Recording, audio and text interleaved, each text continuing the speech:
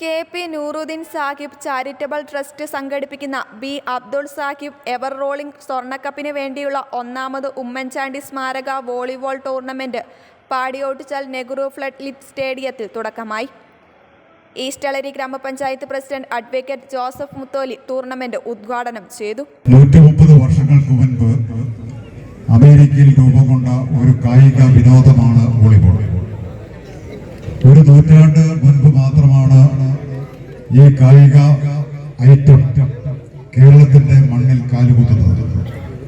1921 കേരളത്തിൽ വോളിബോൾ എന്ന കായിക വിനോദം എത്തിയപ്പോൾ തന്നെ അതിന് ജനകീയ സ്വീകാര്യത ലഭിക്കുകയും ജനമനസ്സുകളിൽ ഇടം നേടുകയും പ്രചാരം ലഭിക്കുകയും ചെയ്തു.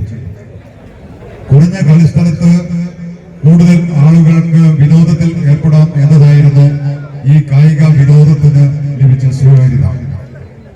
ഒരു വലയുടെ അപ്പുറവും ഇപ്പുറവും നിന്ന് കാറ്റ് തെറിച്ച ഒരു പന്ത് നിലത്ത് തൊടാതെ ആകാശത്ത് നിർത്തി കളിക്കുന്ന ഒരു കളിയായി വ്യാഖ്യാനിക്കപ്പെട്ടുകൊണ്ട് ഈ കളി ജനമനസ്സുകളിൽ ഇടം നേടിയപ്പോൾ കേരളത്തിലെ കായിക പ്രേമികൾക്ക്, കായിക ആസ്വാദകർക്ക് അതൊരു പുത്തൻ അറിവും പുത്തൻ ഉണർവുമായിരുന്നു.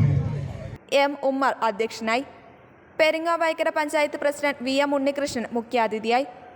V Krishnan master, TV Kunhammu Nair, KK Suresh Kumar, Makesh Kunnammal, MV Raghavan master, AK Rajan, KM Kunhappan, TP Chandrasekharan, Santhosh master Kundanthadam, Ravi Ponnamvayal, PJ Sajimon എന്നിവർ സംസാരിച്ചു.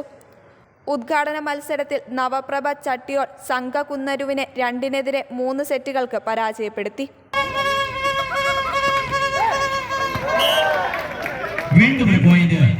സംഘകുന്നരുവിന് അനുകൂലമാവുമ്പോൾ 5-4 5-4